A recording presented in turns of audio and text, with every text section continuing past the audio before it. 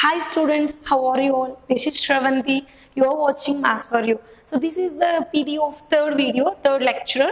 So first lecture consists of the basics and second lecture is about the eliminating the arbitrary constants. Now the third, which is going to be a linear PD of order 1. So now in this video, from this video, we are considering the Lagrange's method. How to solve the Lagrange's using the Lagrange's method to solve the general solution, right? So now before going to solve the Lagrange's method, we have to know what is a Lagrange's equation and what is the Lagrange's method.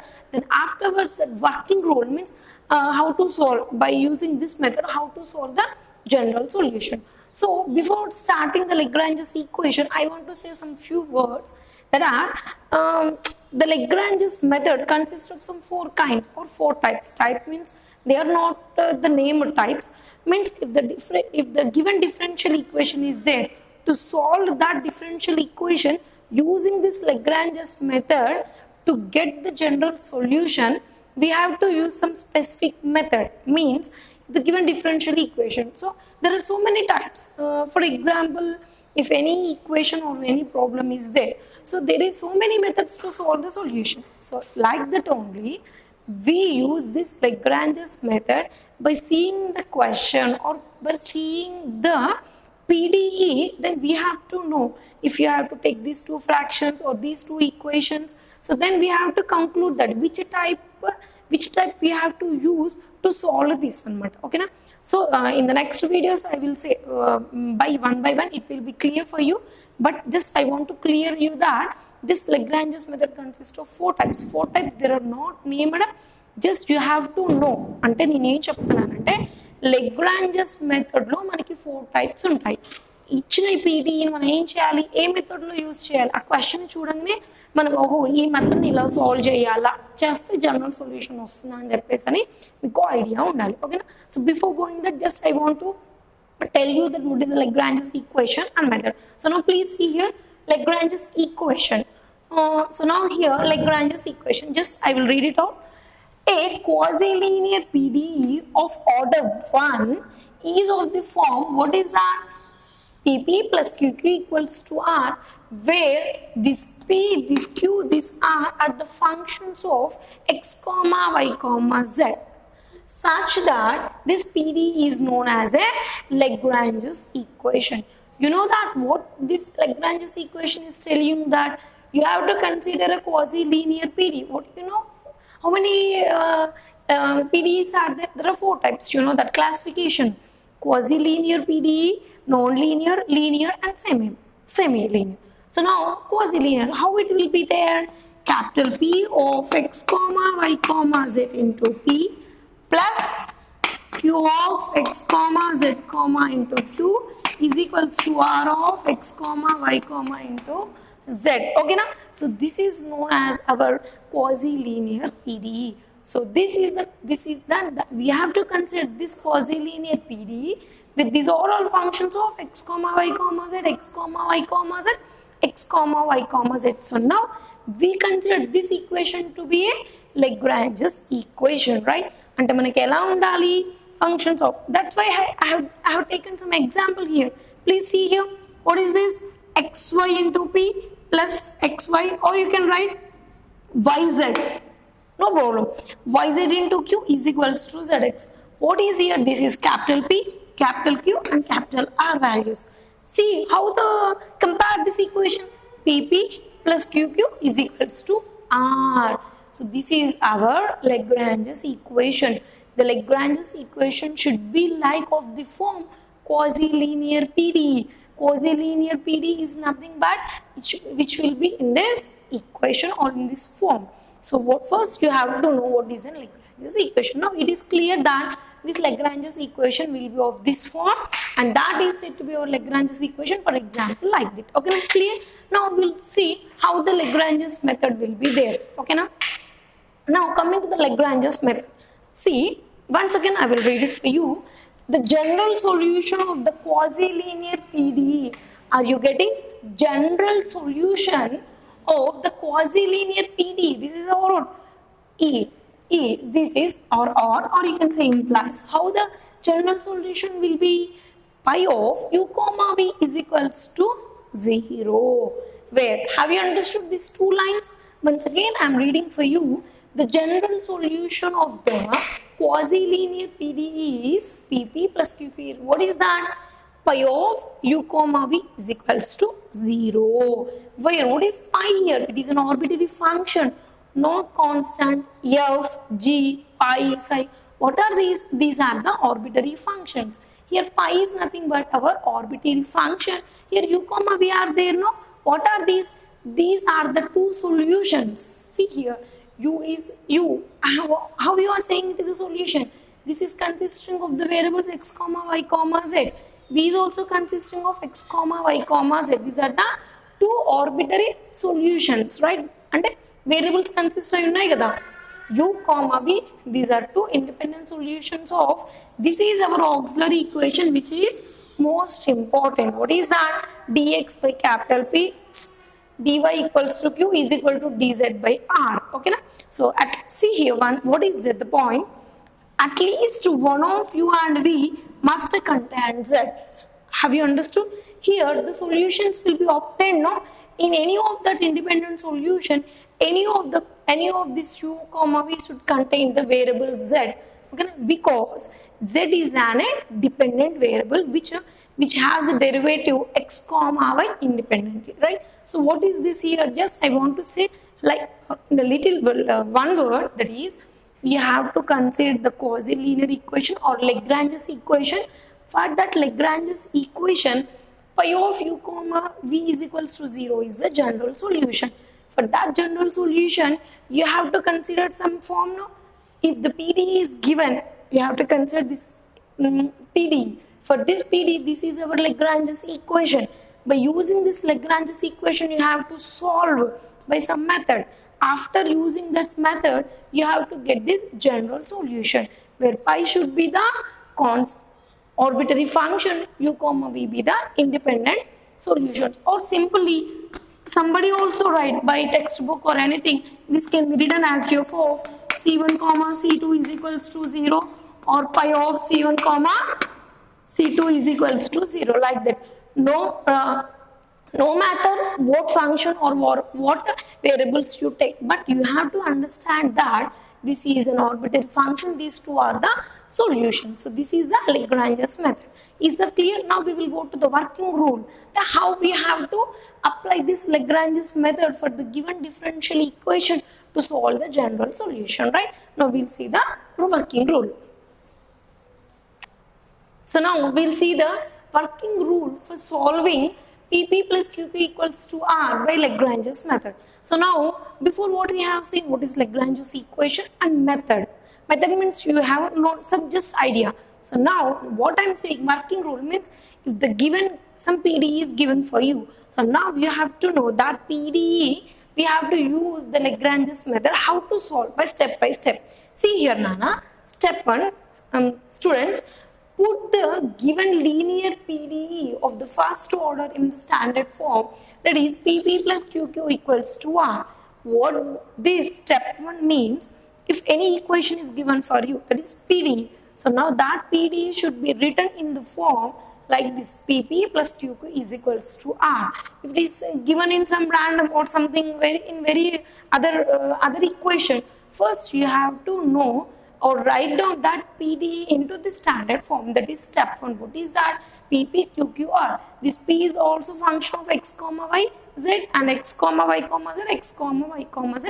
You have to remember that. This is the step 1. Now coming to step 2, write down Lagrange's auxiliary equation 1 like this. Dx by P is equals to d by Q is equals to dz by R. Step 2 is saying that this is our standard form of the given PDE.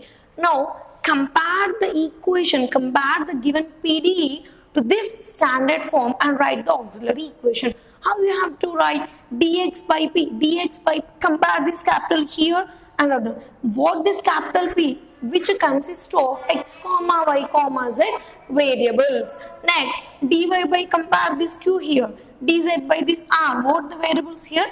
This is your Lagrange's auxiliary equation. The third step is This equation 2 is there, no? Now solve 2 by using the well-known methods. Then let u of x comma y comma z equals to c1 and u of x comma y comma equal to c2 be the two independent solution of equation 2. That step 3 means this is your required auxiliary equation. Now next what you have to do? You have to well-known methods. This well-known methods is known as use type 1, type 2, type 3 or type 4. Any of the method to this given auxiliary equation and solve this equation. And by using this Lagrange equation and use some methods, any method to solve these two fractions, then you obtain the general solution. That is, you will get by solving these two equations, Nana, if you take these two fractions, right? By taking these two fractions, you will get one independent solution. If you take these any two fractions, you get another independent solution, right, students? So now, step 4, the general solution of 1 can be written in one of the following forms. So what this step 4 means, this is your equation. So by solving this step 3, you are getting two solutions, right? Two independent solutions. So now using these two independent solutions, you have to write the general form, that is like this: pi of u comma v equals to 0, or you can write from one of this is the function of another, or v is the function of this variable. Okay, in some textbooks or wherever you can also write like this: f of c1 comma c2 is equals to 0, or c1 some solution is the function of other solution, or this function is the solution of other function, right? This is your working rule for C. So maybe this is like theory. If we take some small example, then it will be clear for you how to solve this thing. Solve the Lagrange's method. We'll see an example. Now we'll see some small example here. Okay, now and how to use just application. We have seen step 1, step 2, step 3, step 4. So we apply the 4 steps to this example. See here, this is example xp plus yq is equals to z. This is your given PD. How maybe some students will go, madam, how you have decided this is a PD? Yes, you have to remember the notations. What is P? What is Q? What is P? Dou Z by dou X. What is Q? Dou Z by dou Y. So I'm not writing the dou notations, but P and Q, R, S, T are all the notations of first order. So in that sense, you have to recognize that this equation is an PD. Okay, I'll leave that. So now this is I'm saying that this is a PD. What is this first step? First step is saying you that transform this given equation to the standard form. But already this is a quasi-linear PDE. How? PP plus QQ is equals to, write down the standard form. PP plus QQ is equals to R. P, Q, capital R, the functions of x comma y comma z. X, y, and don't think that here x, here y, z. This is a function of x comma y. You can get only x, only y, x, y, z like that. Okay. So this is the standard form. Just to compare the equation, let it be equation 1. Compare where capital P is equals to x. What is capital Q is equals to y. R equals to z. Right. This is the step 1. You have just to compare. Now step 2, what you have to write the Lagrange's auxiliary equation. Now write down the Lagrange's auxiliary equation. What is that? You have to work out with only capital P, capital Q, capital R, not with small p, q, r. Don't get confused. P, Q, small p, q are the differentials, means partial derivatives. They are dou z by dou x. Just you have to go through only the capitals, right? Next what? Dy by q. Next dz by r. This is our required auxiliary equation. Now write down here dx by what is p? X. Dy by what is q? Y.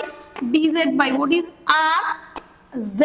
So by step 2, I have written the auxiliary equation. Then what he has said in step 3, using this auxiliary equation, use some well-known methods to get some two independent variables, right? So this is now till now we have not decided how many methods are there. So just Lagrange's method is applicable. So what is that method? You have to take any two fractions. These are fractions, Nana, or else you can say equations. I want to take these two equations and those two equations. Whenever you solve an equation, you get a solution. So they get these two equations by taking first two fractions. Dx by x is equals to dy by y, right? So now what you have to do? Yes, you have to integrate.